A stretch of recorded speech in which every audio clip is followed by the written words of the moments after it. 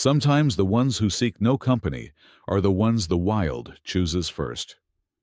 She lived alone in the woods until that morning. The sun had not yet fully crested the ridges of the Blue Ridge Mountains, and a gauzy mist clung to the trees, like a memory refusing to fade. The cabin sat quietly at the end of a gravel road, nestled deep into the woods near Highlands, North Carolina. It was the kind of place that GPS signals forgot, where the only constant was birdsong, and the wind itself seemed to whisper secrets. Inside that cabin lived a woman named Lila Emerson. She was 48 years old, though the wilderness had softened and hardened her all at once, making it difficult to pin down her age with a glance. Her silver-streaked brown hair was usually tied back in a loose braid, and her hands bore the calluses of someone who chopped her own firewood and kneaded her own bread. Her eyes, however, gray and still like river stone, gave away her truest quality. She noticed everything, and she never forgot anything that mattered. Lila hadn't always lived alone. There had been a time, years ago, when this same porch had held 2 chairs and 1 laughter-filled life. Her husband, Charlie, had died of pancreatic cancer 6 years earlier, and after the funeral, after the condolences faded like smoke, Lila did what no one expected. She vanished into the mountains. But she hadn't done it out of bitterness. No, she did it for the silence, for the healing, for the hope that something in nature could reach the places in her soul that people couldn't. And in many ways, it had. Her days moved with slow intention. Split firewood at dawn, tend to the herb garden at midday, sketch wildlife in the evening. Her drawings, detailed pencil studies of hawks, deer and foxes, were the only things she mailed into town. Once a month, she'd drive 30 minutes to the post office to send off a stack to a small nature magazine that published her work. The checks were modest, but enough. That morning, everything was still. The kind of stillness that makes a person stop mid-step, sensing that something invisible has shifted. Lila was sipping her first cup of black coffee, wrapped in a wool shawl, standing barefoot on the porch. Frost sparkled faintly along the edges of the railing. The air was sharp but not cruel. And then she heard it, a sound so faint, so out of place it made her freeze. It wasn't birdsong nor wind. It was crying. Not human, but small, trembling, fragile. She set her mug down slowly and followed the sound, her boots crunching lightly against the frost-covered wood. It was coming from beneath the porch, low and muffled, like something trying to stay hidden and alive at the same time. She knelt, her knees pressing into the cold planks, and carefully pulled aside a few loose boards near the edge. And there it was. A small bundle of damp fur curled so tightly against itself, it looked more like a shadow than a living creature. It flinched when it saw her. At first glance, it resembled a house cat, maybe a stray kitten that had gotten lost from a litter. But then, she saw the ears. They were sharp and angular, with black tufts at the tips, standing alert like tiny sentinels. Its paws were too broad for its frame, and the fur, though patchy from cold, bore the soft speckling of wild lineage. And the eyes, amber and glassy, held a fear so raw, it went straight to the hollow place behind her ribs. "A bobcat," she whispered, barely audible. It didn't run. It didn't growl. It just stared at her, as if it were trying to decide whether she was a threat or a miracle. Lila stayed perfectly still, lowering her body closer to the ground. She remembered her husband's voice then, telling her years ago during a camping trip, "You don't approach the wild. You let it come to you." Minutes passed. Then slowly she extended one hand, not to touch, but simply to offer. "Hey, little one," she murmured. "You're far from where you should be." The cub shifted slightly, a tremor passing through its small body. Its belly was sunken in, and the skin around its ribs tugged tightly against bone. It couldn't have been more than 8 weeks old. No mother in sight. No tracks in the snow. Just this lone survivor, delivered to her door like some quiet test from the universe. She didn't call animal control. She didn't close the porch door. Instead, she went inside and returned moments later with a small bowl of warmed goat's milk and an old flannel towel. She placed them near the edge of the porch, then stepped back, letting the cub decide what came next. The line between the human and the wild had just blurred, and neither of them knew it yet, but neither of them would ever be the same. And as the morning light broke through the trees, illuminating the tiny creature as it inched toward the bowl, Lila whispered to herself, almost in disbelief, "You weren't meant to be here, but maybe I was meant to find you." Naming Rowan. The fire inside Lila's cabin crackled gently, casting golden light across the wooden floor. The bobcat cub was curled in a tight ball near the hearth, its body wrapped in the soft folds of an old wool sweater Lila had placed on the rug. Its sides rose and fell in shallow breaths, the small ribs still visible beneath its dusty, speckled fur. Lila watched from her rocking chair, motionless except for the steam rising from the mug in her hands. The decision to bring him in hadn't been conscious. It had been instinct, a quiet answer to a question the world had never spoken aloud. She'd cleaned him up gently with a warm, damp cloth, careful not to spook him. He hadn't fought. If anything, his silence was louder than fear. It was a silence she recognized. She had worn it herself for years. Now, as dawn rose and spilled its soft amber across the floorboards, she studied him more closely. His coat was tawny with faint black spots. His ears, so unmistakably bobcat, were tipped with little black tufts that flicked every time the fire popped. His paws were large and padded, a sure sign he'd grow into something strong. But it was the eyes that held her. They were wild, not feral, not panicked. Just ancient, like he'd seen the stars from places she'd never walk. She spoke softly, more to herself than to him. "You shouldn't be here, little prince." He stirred slightly, but didn't wake. Her eyes drifted to the stack of books near the fireplace, field guides, trail maps, journals. And then her gaze landed on the window just beyond the firelight, where a rowan tree stood bare in the frost. Its thin limbs reached skyward, defiant, even without leaves.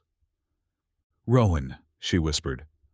The name filled the room, like the first note of a song. A name rooted in the forest. Quiet, resilient, wild. He didn't react, but the name stayed. That day, she called a vet in Asheville she trusted, one who worked off record, mostly with injured wildlife. She didn't give specifics, just asked about feeding and hydration. The vet said goat's milk was fine for now, and small, frequent meals would help his system recover. But he wouldn't survive long without supervision. He needed care, warmth, stability. Lila hung up and looked at the cub, now barely stirring in his nest by the fire. "Well," she said aloud, "I suppose we'll figure this out." The hours that followed became an unspoken pact between them. She didn't touch him. Not yet. But she stayed close. Every few hours, she warmed milk in a tiny saucer and set it just within reach. The first time he drank, it was with hesitation, as though unsure whether to trust the bowl or his own hunger. He licked once, then paused. She held her breath. Then he drank more. The relief hit her like thunder, but she stayed silent, not wanting to break the spell. That night, she moved a small mattress in front of the fire. She didn't sleep in her bed. Instead, she lay near him, wrapped in quilts, listening to the steady rhythm of his breath. The snow thickened outside. The mountain grew quiet. And in the stillness between sleep and wake, she reached for her sketchpad. With careful strokes, she began to draw him, the arc of his spine, the curve of his ears, the tension in his paws even as he slept. Not to document him, but to remember, because she knew even then he would not be hers forever. But for now, he was Rowan.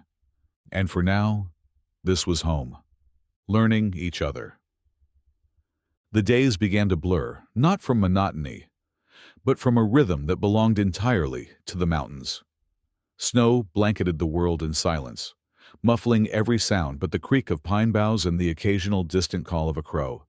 Lila's cabin became a sanctuary, not just from the cold but from everything else that had once defined her world.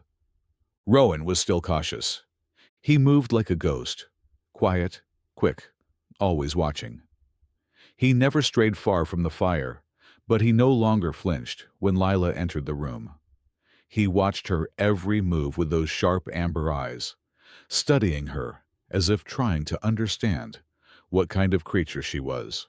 At first, she only spoke to him in fragments, soft greetings, observations, stories she hadn't told another soul in years. She would crouch near the hearth with her mug of tea and say things like, "Charlie used to call these storms the sky's way of starting over," or, "I never liked town much anyway. Too many people pretending they're not lonely." And Rowan listened. Not with understanding, perhaps, but with presence. It was enough. Each morning, she warmed his milk and placed a few small pieces of soft chicken near his blanket. He would wait until she turned away, before creeping forward, silent as a shadow. But by the end of the first week, she noticed something new. He didn't wait anymore. He began to eat while she sat nearby, tail twitching with caution, but no longer fear. That afternoon, she drew him again, this time mid-step, as he padded across the rug. She tried to capture the way his shoulders rolled with power, how every inch of him was born for survival. "You're not meant for captivity," she whispered, and somehow, she already knew what that meant. He wouldn't stay forever. Still, she let herself believe that maybe he would stay long enough. By the second week, Rowan had started exploring the cabin. He prowled behind furniture, sniffed at the firewood stack, even leapt silently onto the low window ledge to watch the snow fall. Sometimes, Lila would find him curled in the corner beside her old boots, his chin resting over his paws. The more he grew, the more she saw the wildness bloom in him. His legs lengthened, his back thickened. His eyes became sharper, his movements more calculated. The softness of the cub was being replaced by something primal. One night, while she sat on the floor reading by lantern light, Rowan approached her. Not cautiously, not hesitantly, but directly. He didn't climb into her lap. He didn't make a sound. He simply sat beside her and pressed his body gently against her arm. Lila didn't move. Her heart thudded like a drum in her chest, loud in the silence. She reached out slowly, letting her fingers hover inches from his shoulder. When he didn't pull away, she laid her hand softly on his back. His fur was warm, coarse, alive. He didn't flinch. Instead, he blinked slowly once and stayed there. It was a moment she didn't try to name. She just lived inside it. That night, Rowan slept by the fire as always. But Lila didn't lie on her mattress. She sat beside him for hours, legs crossed, sketchpad forgotten, eyes full of something like wonder. She'd once thought grief had hollowed her out. But now, with a wild creature resting beside her and winter wrapping around the cabin like a lullaby, she realized something had returned. Not joy, not yet, but a reason to stay awake. Tracks and whispers. By the start of February, Rowan had tripled in size. No longer the trembling creature who clung to life beneath Lila's porch. He now moved with the stealth and confidence of a born predator. His tawny coat shimmered with health, thickened by the cold, and the black tufts at the tips of his ears stood tall like little flags of defiance. His paws, once clumsy and too big for his legs, now carried him soundlessly from one end of the cabin to the other. But while Lila welcomed his growth, The mountain had begun to murmur. The first sign came in the form of a boot print, not hers, pressed into the muddy bank near the lower trail. Someone had walked too close to the edge of her land, far past the usual hunting lines. Then came the paw prints. Rowan had begun to roam farther. She never saw him leave. He moved like mist. But in the mornings, she would find the faint imprints of his passage along the frozen creek. She worried, but she didn't stop him.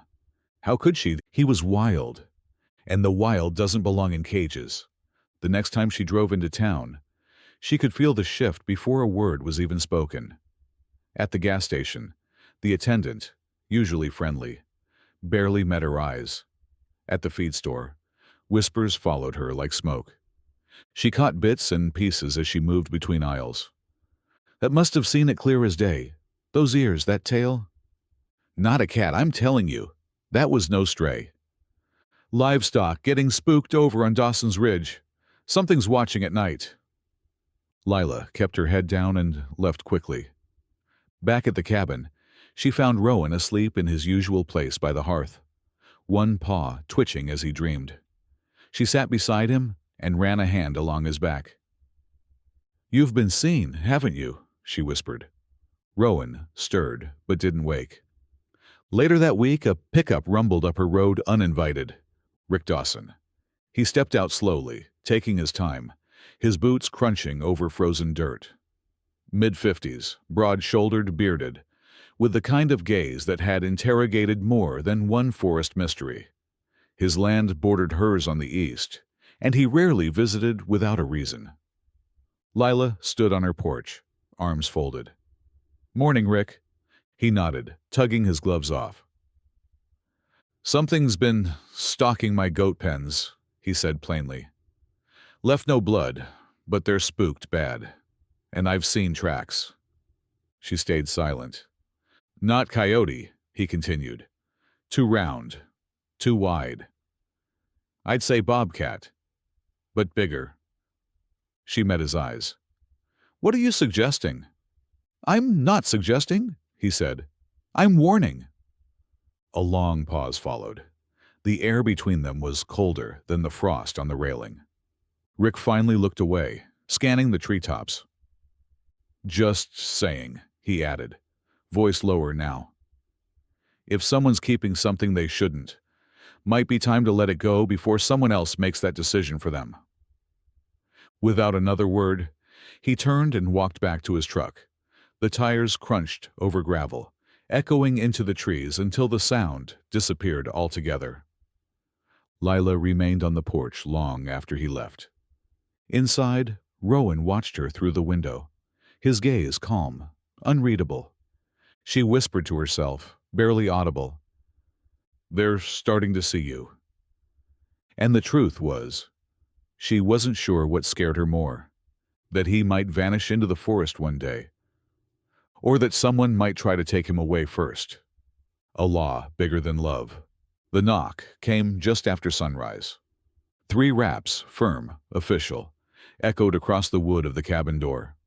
Lila was still in her flannel robe, coffee half drunk, when she opened it. 2 figures stood on her porch. The first was a tall man in a forest green jacket, with a North Carolina Wildlife Resources Commission patch on the sleeve. The second was a younger woman, clipboard in hand, lips pressed into a line of uncomfortable professionalism. "Ms. Emerson?" the man asked. She nodded. "I'm Officer Clark. This is Agent Rivera. We received a report from a neighboring property. A possible wildlife code violation involving a protected species, Lynx rufus. You mind if we ask a few questions?" Lila's heart thudded against her ribs. "Of course," she said, stepping aside. Inside, the fire had burned low, and Rowan, thank God, was nowhere in sight. They scanned the space quickly, eyes sharp but polite. Lila noted Clark's boots tracking melted snow across her rug and forced herself to stay calm. "We've had several sightings reported," Rivera began, glancing at her clipboard. "A juvenile bobcat, roughly 20 to 25 pounds, seen repeatedly on private land. Multiple prints near livestock pens. Unusual behavior. Lack of fear around humans. Clark cut in. Softer now. And based on the proximity, we're obligated to confirm it's not being harbored. The word hung in the air like smoke. Lila kept her face neutral. You think I'm keeping a bobcat in my living room? Rivera didn't answer. Instead, Clark took a slow step toward the fireplace, crouching near the stack of firewood. I don't suppose you've noticed anything unusual, ma'am. Lila's voice was even. I live in the mountains. The unusual is the usual out here. Clark straightened up and looked her in the eye. He wasn't unkind, but he was firm. If there's a juvenile bobcat in the area, it's not safe for you or him. If it's being raised without proper wildlife permits, the penalties are severe. Removal, relocation, sometimes euthanasia if reintegration isn't possible. That word struck like a knife. Euthanasia. Lila's hands gripped the back of a chair, her knuckles white. I haven't seen anything, she said. But if I do, I'll let you know. The officers exchanged a glance. Then Clark handed her a thin pamphlet. There's a number here. If he returns, you call it. We'll send trained relocation specialists, safest for everyone. They left without another word.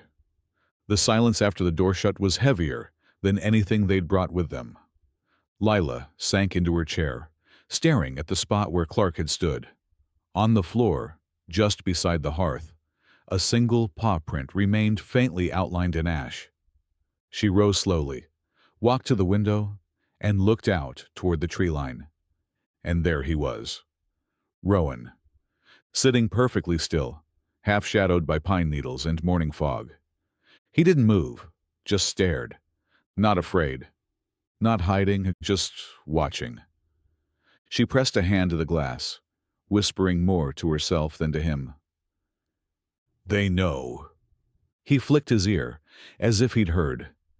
Then, like mist dissolving into air, he turned and padded back into the woods. That night, Lila didn't light the fire.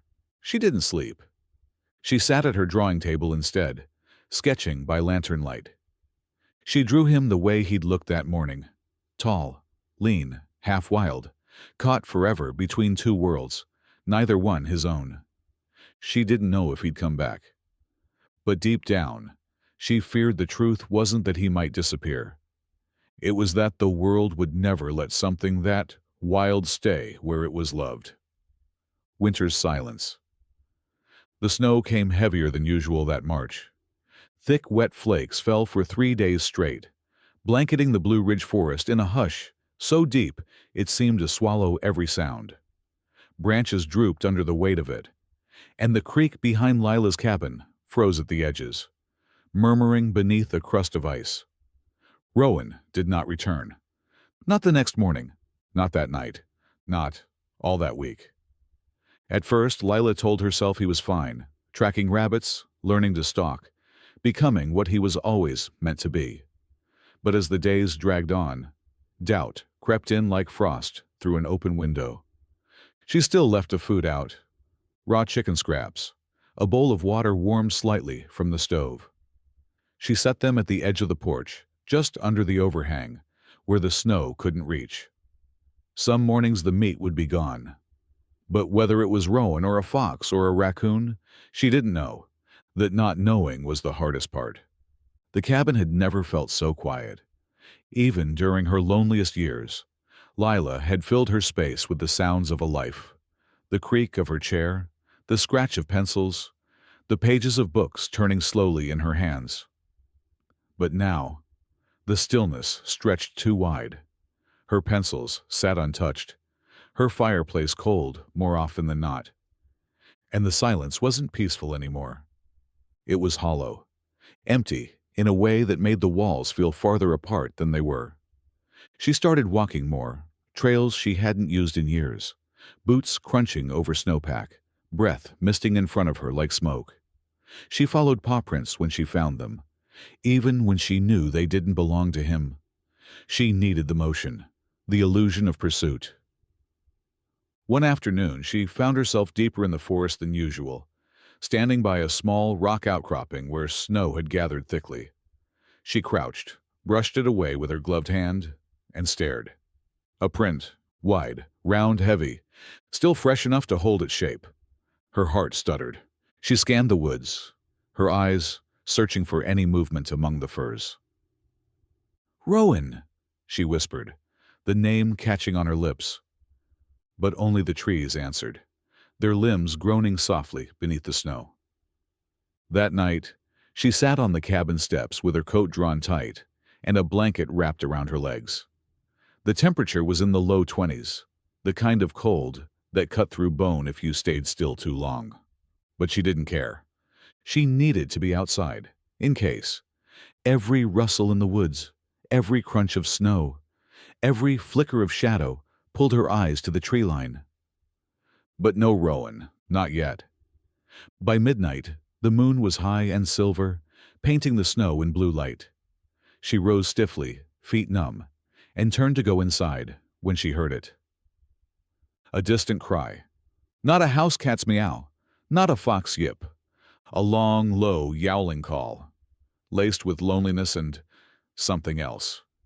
Recognition. Her breath caught in her chest. She stepped down off the porch into the knee-deep snow, turning toward the trees, searching for movement. But there was only darkness between the trunks. Still, her heart beat faster. She whispered again, "Rowan." But the woods had gone silent. The sound didn't come again. She waited 5 more minutes, then 10. Eventually she turned back toward the porch, every footstep slower than the one before. She didn't know if it had been him, but somehow she believed it was, and that belief, as thin and fragile as a winter branch, was enough to get her through the night. At the tree line. The wind was sharp and dry the morning he returned. Lila had been chopping kindling behind the cabin when she felt it first, an ache in her chest, subtle but sudden, like breath pulled too deep. She paused, axe frozen mid-swing, and turned toward the ridge behind the tree line. Something was watching her. She didn't see him at first, not right away. The landscape had turned into a patchwork of melting snow and exposed earth, and the shadows played tricks on her eyes. But then he moved, just slightly, and her breath caught. Rowan. He stood at the edge of the woods, half-shadowed beneath a birch tree, his tawny coat speckled with snow, his body leaner, stronger. He was no longer the cub she'd wrapped in an old sweater. He was bigger now, easily over 30 pounds, with muscle rippling beneath his fur and a confidence in his stance that hadn't been there before. But his eyes hadn't changed. Amber, still watching her. Lila let the axe fall softly into the snow. She didn't move closer. Instead, she crouched where she was and waited. Rowan stepped forward once, then again, the snow crunching beneath his paws in slow, deliberate rhythm. He didn't sprint. He didn't stalk.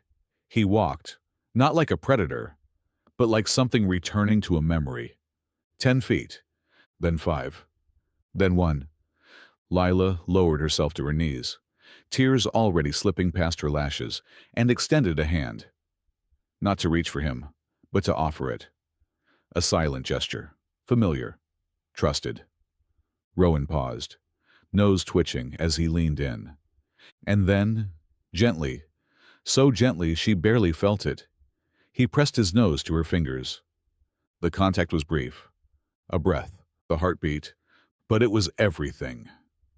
He pulled back almost instantly, looking up at her one final time, before stepping backward, turning, and slipping into the trees again like smoke on the wind. She didn't follow. She couldn't.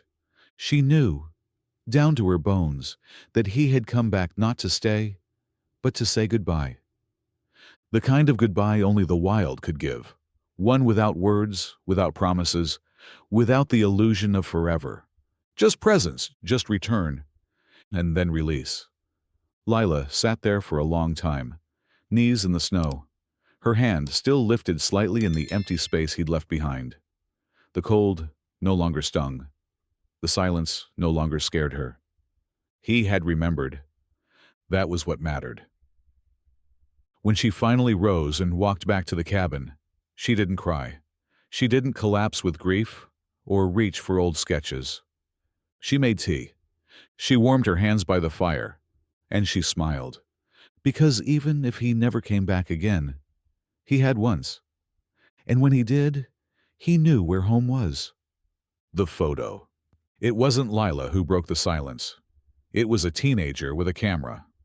Just a week after Rowan's return, a 17-year-old boy named Caleb Morgan had been hiking along the upper ridge with his dad's old Canon DSLR.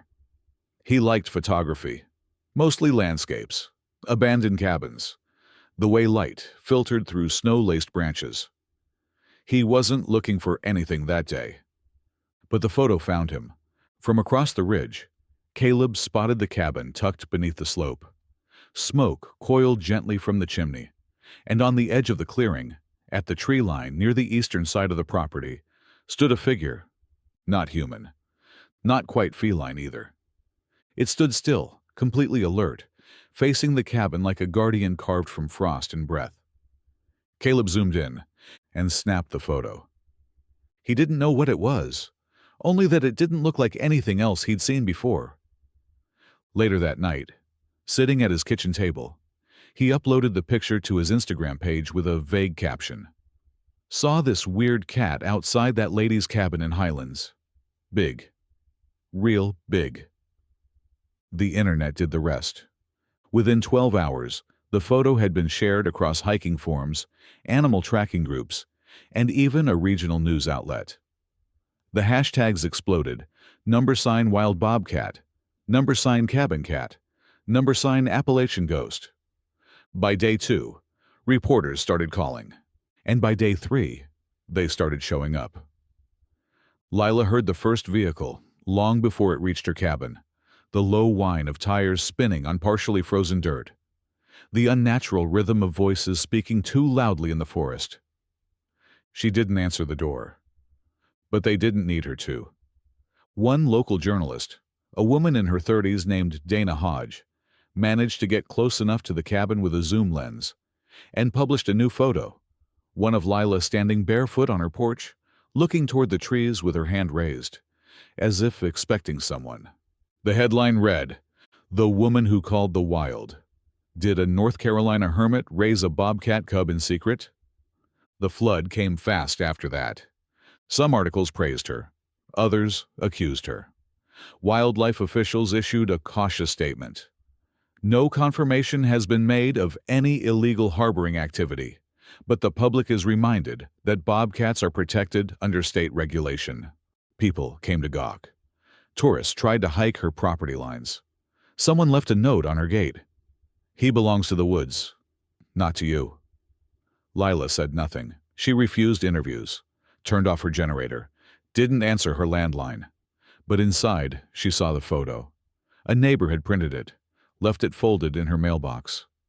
She recognized him instantly. Rowan, standing tall, watching, waiting. He had been looking at her window, not the forest, not the road, her. And in that realization, in that still, powerful image, something shifted inside her. Not grief, not loss. Clarity. She had never tried to possess him. She'd only offered refuge. The world might misunderstand that, but she didn't need them to understand. She only needed him to know he had been safe here. And by the look in his eyes in that photo, he did. The woman and the wild. The media frenzy passed, as all storms do. The trucks stopped rumbling up her road. The questions ceased. The posts faded from trending tabs. Rowan disappeared back into legend. No confirmed sightings, no official charges, no follow-up statements from the state. And Lila was left with silence again. But it was a different silence now. It wasn't empty. It was full of memory, of meaning, of something untamed that had touched her life and changed it forever. She returned to her drawings first. For weeks she poured herself into sketch after sketch. Rowan at the fire, Rowan crouched mid-step, Rowan staring out the window, eyes catching the light. But soon, the drawings became something more. They told a story, not just of the bobcat, but of grief, of healing, of what happens when the wild chooses to sit beside you, even for a little while. She gathered her sketches, her journals, her photos, yes, even the one taken by that teenage boy, and compiled them into a book. She called it The Silent Bond. No agent, no publishing house. Just a quiet print run, self-funded. And yet, it reached people. Animal lovers, grievers, veterans, widows, naturalists, children. People who had lost and found and learned to love something wild in their own way. The money wasn't enormous, but it was enough. Enough to start something she'd only dared to dream of in those long, quiet hours by the fire. At the edge of her land, she cleared space near the old trailhead and built a modest wooden structure, a wildlife observation shelter and education cabin. She called it Rowan's Watch. It wasn't much. A few benches, large windows, laminated maps and prints of her illustrations lining the walls. But it gave something back. Children came to learn about the animals who shared their mountains. Hikers stopped to rest and read. Volunteers helped track sightings of local bobcats, foxes, and even black bears. All documented in a growing logbook Lila kept beneath the counter. She never claimed ownership of Rowan, never told the full story in interviews. But those who visited the shelter knew, and they felt it, especially when they looked at the final sketch framed on the far wall. Rowan, sleeping beside a fire, one paw stretched out, head resting lightly over folded legs, his eyes closed in absolute peace. Beneath the sketch, in soft script, were the words, "He was never mine. I was simply his shelter." Years passed, and every now and then, Lila would wake early and sit on her porch, coffee warming her hands as the sun spilled over the mountains. She'd watch the tree line, quiet and still, and sometimes, just sometimes, she'd swear she saw movement in the brush, a flicker of an ear, a low silhouette slipping between trees. She never followed. She didn't need to, because she understood now. The wild comes back not in body but in memory, in meaning, in the echo it leaves inside the heart. And she would carry that echo until her final breath. Rowan had once been a secret. Now, he was a legacy, not caged, not lost, just free and unforgettable. In a world that often rushes to tame, label, and contain everything it touches, Rowan and Lila's story reminds us of something vital. Not everything wild is dangerous, and not all love requires possession. Sometimes the most powerful bonds are the ones we never try to hold too tightly. This tale speaks to anyone who has ever lost something, only to find healing in the most unexpected place. It teaches us that trust is earned in silence, that love doesn't always look like what we expect, and that letting go can sometimes be the most profound form of care. If this story touched your heart, and you believe in the quiet power of connection between humans and animals, grief and healing, solitude and meaning, then we invite you to join us here at Paw Prints and Stories. We share not just tales, but truths that echo in fur, footprints, and memory. And before you leave, here's a challenge. Look around your life. What wild, beautiful thing are you being called to protect, not to keep, but to shelter?